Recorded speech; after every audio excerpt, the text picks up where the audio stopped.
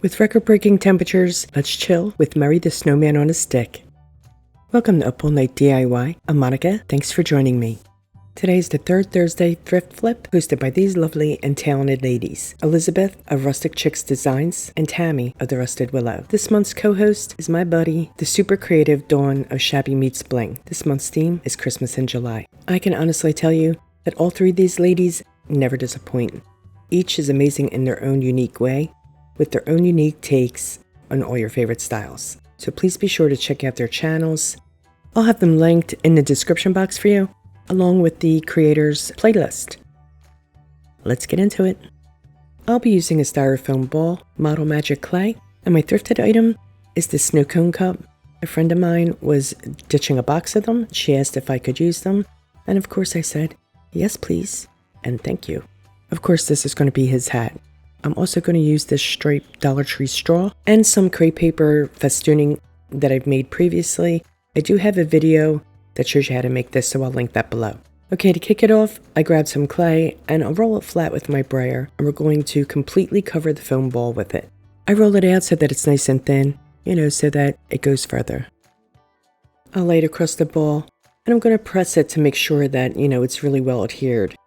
I did have to roll out more clay to cover this, but this was a good start, easy to handle. I really enjoy working with Model Magic. It's very forgiving, it's nice and soft and pliable, and just really easy to work with. It's also really easy to patch together and have a seamless finish. Once I get the ball all covered with the clay, I'm going to roll it out on my table to smooth it. I'm not going to worry too much if there are bumps because real snowballs are kind of bumpy. Right? So we're going for authenticity.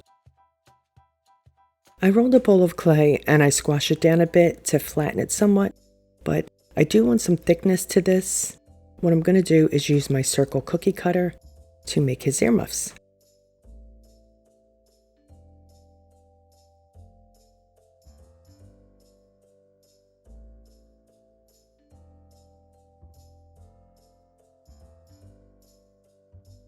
I roll another ball of clay, and I'm going to cut this in half to make his cheeks.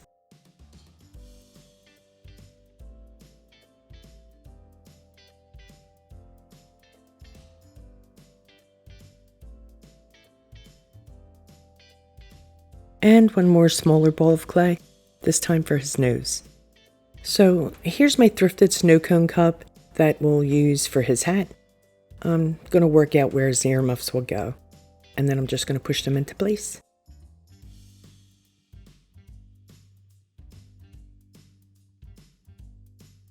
Now I'll push his cheeks onto his face and then his nose right in the middle.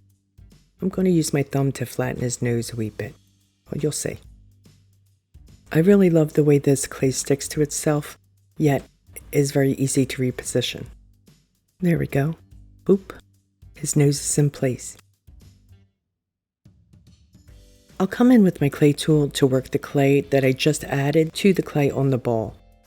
It doesn't really take much. I'm pressing and rolling right at the seam. You can also use a paintbrush handle for this. To add his dimples, I'm just going to push my tool up into the cheek, make a wee divot, and there you go. Cute wee dimples. And I'm going to let him dry overnight. We'll work on the embellishments in the meantime. To make his neck ruffle, I've cut 6 12-inch strips of crepe paper, 2 mint green, 2 red, 2 white. I'll stack them, alternating the colors. I'll line up the ends and fold it in half, and I'm going to clip it there to keep the ends together.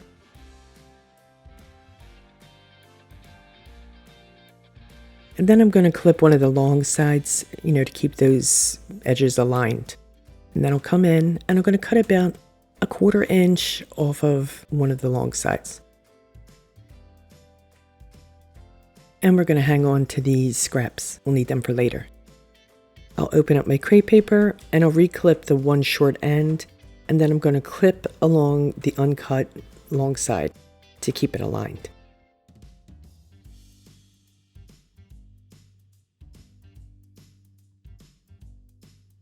And I'm going to do a basting stitch the length of the crepe paper. And I'm going to do my best to keep my stitches nice and even. I made sure to give myself a nice long length of thread so I wouldn't run out.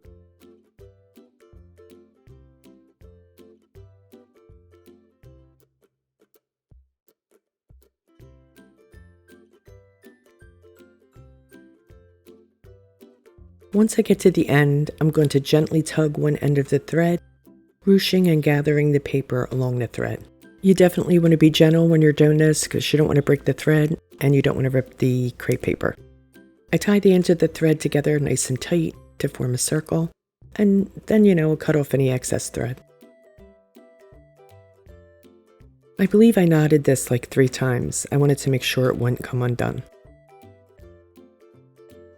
To stabilize this, I've cut 2 small cardstock circles and punched holes in the center. We'll hot glue these to the center of the ruffle, making sure that the holes align.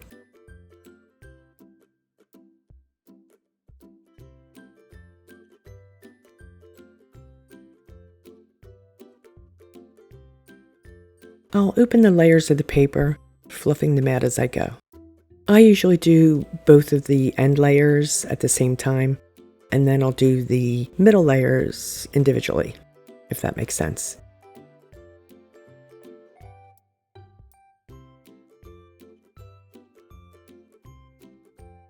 Let's add some sparkle. To add glitter, I'm going to brush Mod Podge onto the edges of the paper, and then I'm going to shake on some chunky iridescent glitter. Once I've gone completely around it with the glitter, I'll go back in and separate the layers to make sure that they don't stick together from the Mod Podge.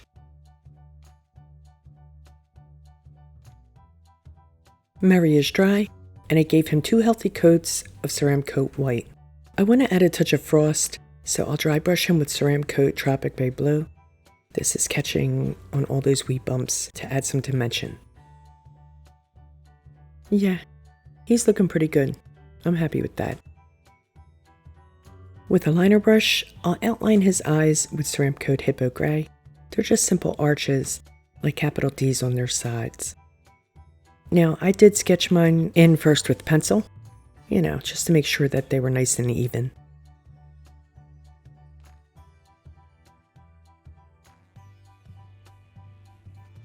I dot in his eyes using the flat end of a brush handle, and I'm going to do it right in the very corners. Using my liner brush again, I outline the bottom of his eye, and I'm going to fill in the corners of his eyes too.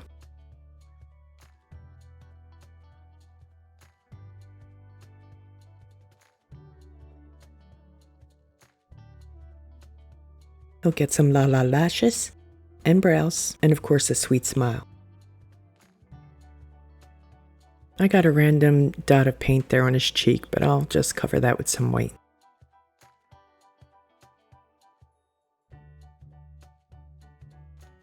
His smile is just a big old wide U.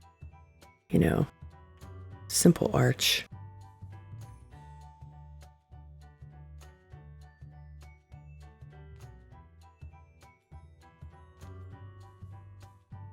We'll dot white highlights in his eyes, right at the corner. A quick curved line of Americana mint julep has a hint of his iris. One side's always better than the other. And we'll paint his earmuffs with mint julep too.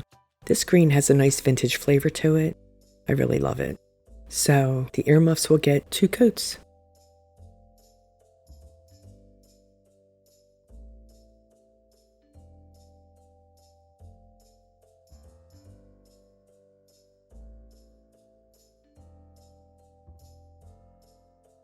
Let's add some white swirls to his earmuffs, and then we'll come in and add a red swirl too.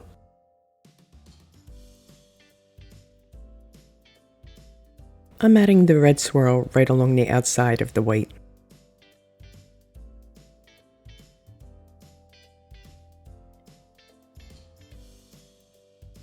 I'll paint his nose with red. This is Ceramcoat Watermelon, my go-to red. I'm kind of keeping it just in the center of his nose, sort of, leaving a white border, so it's not going all the way to his face, basically. I think you can kind of see what I mean here. You see where there's still some white left. And I'll dry brush his cheeks with watermelon too. And I stick more to the center of his cheeks as well. With a cosmetic sponge, I'll pounce on a coat of Mod Podge to seal him. For extra cuteness, I dipped out his nose and cheeks with Mod Podge, and I'll shake on some red chunky glitter. And then I'm going to spray clear matte sealer over him to keep the glitter from shedding.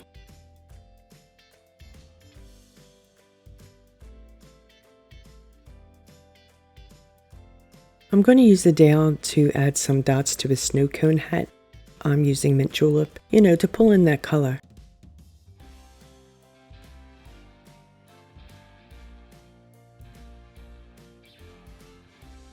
I added a string at the top of his hat to serve as a hanger, and I hot glued his hat to his head. So now I'm going to wrap some festooning around the edge of his hat to embellish, and I'm going to use hot glue for this too.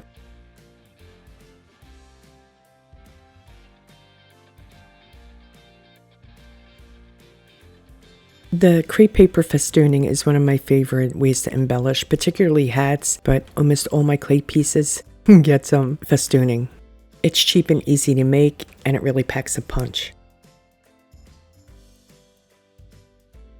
So I've already made a hole in the bottom of his head with the dowel, and what I'm going to do now is add a Dollar Tree glitter ball to the bottom of the straw, and I'm going to secure that with a dot of hot glue. I slide his neck ruffle onto the straw. I'll add some hot glue into the hole in his head, and I'm going to push the straw in there.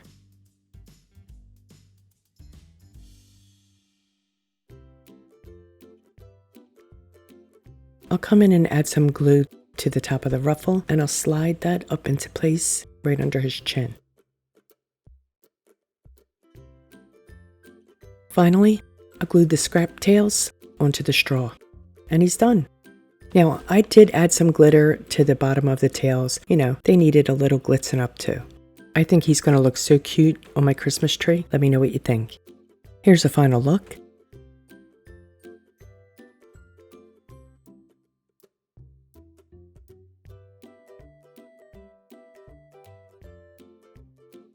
He's giving you the side eye. I hope you enjoyed today's project, and hopefully it helped you forget about the heat, even just for a little while. Thank you, Elizabeth, Tammy, and Dawn for hosting. There will be links for their channels in the description box, as well as a list of my supplies. Please like, share, comment, and subscribe, and all that good stuff. Stay creative, my friends. Thanks for hanging with me. See you next time. Up all night with Monica.